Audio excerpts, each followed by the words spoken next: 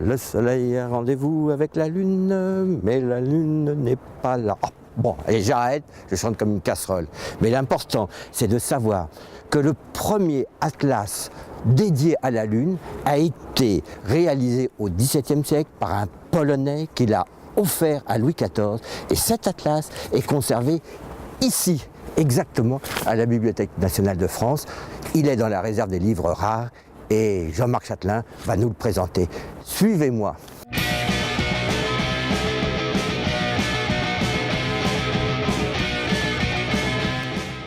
Jean-Marc Chatelain, bonjour. Alors, vous allez nous présenter encore une fois une merveille. C'est le premier atlas de la Lune jamais publié. Il date du XVIIe siècle. Est-ce que vous pouvez nous le présenter? Du reste, vous l'avez ouvert à la page de l'auteur qui s'appelle Hevelius, Jean Hevelius, qui est un grand astronome du XVIIe siècle, qui était polonais, qui vivait à Gdansk, et qui à Gdansk avait lui-même installé un observatoire d'où il réalisait ses observations de la Lune.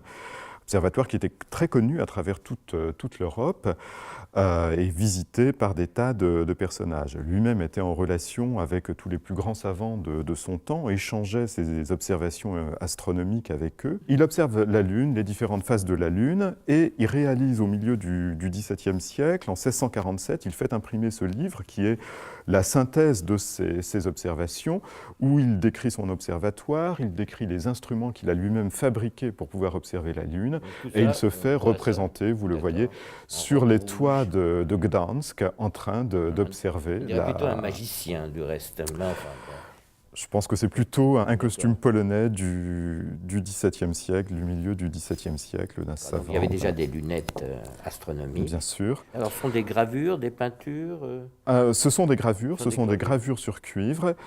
Et dans cet exemplaire, elles ont été rehaussées de couleurs. Elles sont entièrement coloriées à la main. C'est à la fois un très beau livre, mais c'est d'abord un livre qui a une intention scientifique et non pas une intention esthétique.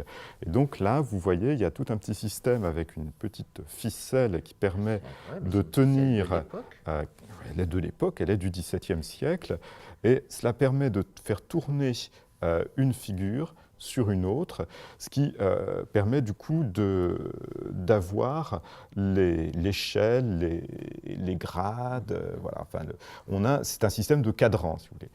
Le livre est imprimé en 1647 et en 1663, Colbert fait établir une liste de savants que le roi de France veut pensionner, auquel il veut attribuer son mécénat. Et Hevelius fait partie de cette liste et en signe de remerciement, il offre cet exemplaire somptueusement colorié à la main au roi Louis XIV et il fait faire une reliure splendide également. Et puis on a effectivement la trace de ce don au roi remis au sérénissime et très puissant Louis XIV, le roi très chrétien. Monsieur Chatelain, merci beaucoup pour ce voyage dans la Lune.